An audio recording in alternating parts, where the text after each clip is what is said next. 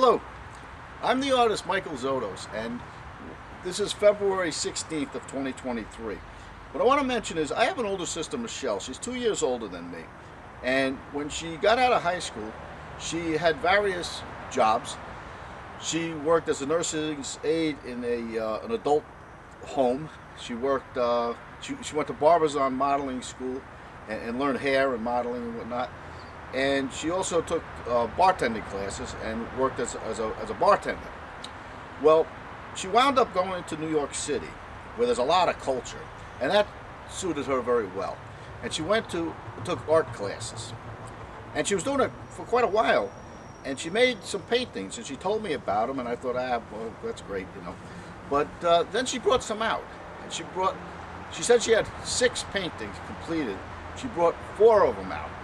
And they were big. They were probably about like yay wide by yay tall, okay?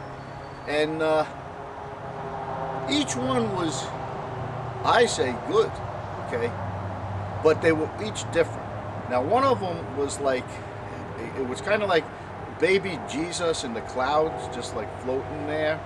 Like, looked like a period piece from maybe the 1400s, but very well done, even to the point where it looked like the canvas was cracked.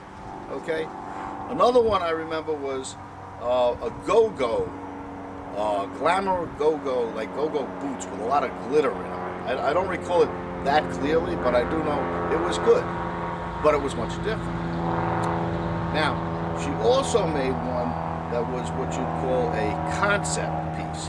It was big. It was probably 30 inches wide, 40 inches high, and it was of a man in a chair, an armchair, in a dark suit jacket, okay, just sitting there, but he had a skeletal face, and there were creatures crawling on him, like insects, large, okay, like about yay big, and but they had humanoid heads on them and faces, maybe 6 of these, and he had a long tie that went on below his belt with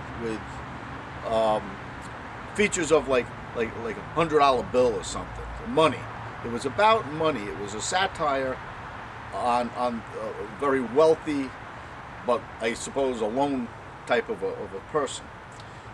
But it was good. It was downright eerie when you looked at it.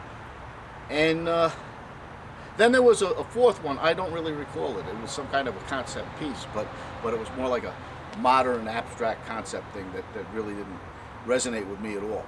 Well, anyway, I later in life, not a lot later, but some years later, started checking out New York City and looking at the art galleries and whatnot. And I said to myself, you know, Michelle's paintings were better than a lot of these that I'm seeing. So I called her up and I said, you know, whatever happened with the paintings, with the artwork? She said, well, I couldn't make a go of that. She said, the most I ever sold one for was $600, and it takes a long time to create one. I says, well, how long does it take? She says, really about 2 months. And I asked her to explain, and what she told me is, it takes you between 4 days and a week to really come up with a concept. Then it takes you 3 or 4 days to draw it out, like with a pencil on the canvas. And this is after working the canvas and gesso and everything else. Then you have to do the painting, and you redo the painting.